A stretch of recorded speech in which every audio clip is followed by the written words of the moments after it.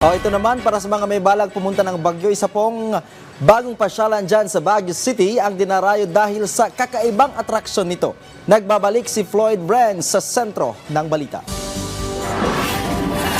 Sa makulay na tanawin ng parking ito, tampok ang Salamat sa Diyos Garden Terraces na may tatlong natatanging hardin. Ang Salamat sa Kalangitan, Salamat sa Kalupaan, at Salamat sa Karagatan.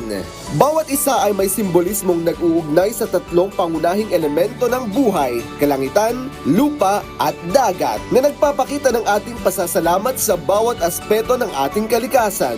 Sa pagpasok sa Salamat Gardens, agad mong makikita ang Al-Salam Gate, isang pinto ng inspirasyon mula sa kulturang Maranao. Ang pintuan ito ay isang simbolo ng respeto at pagkilala sa ating mga kapatid na Muslim. Isang paggalang na nagpapakita ng yaman ng ating pambansang pagkakaiba.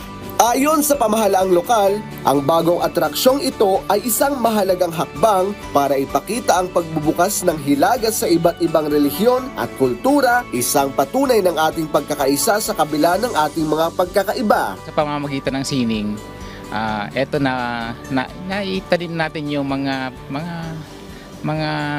dasal sa trabaho natin. So, messages of peace, messages of oneness, napalipad po natin. They did a really good job in representing Southern culture, Southern heritage, and planted on the grounds of Cordilleran terraces. So that symbolism of unity is just so profound. Para sa mga nagnanais magtampisaw sa kagandahan ng lugar, ang parke ay bukas mula alas 6 ng umaga hanggang alas 6 ng gabi. Handang tanggapin ang lahat ng nais magdasal, magpahinga o simpleng makiisa sa kalikasan at kapayapaan na inaalok ng Salamat Gardens. Kasama si Debbie Gasinga ng PIA Cordillera.